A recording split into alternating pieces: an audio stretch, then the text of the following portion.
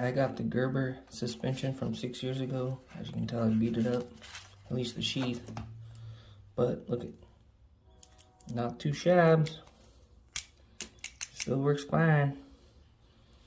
Let me pull out all the gadgets. I know they updated it, so there's a serrated knife, bottle opener,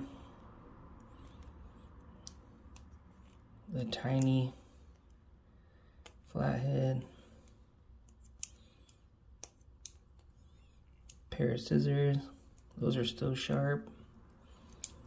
Other side, the other knife, it's still sharp. Big flathead. We got the Phillips, and then the 2 saw that's still sharp. There you go. Get yourself a suspension.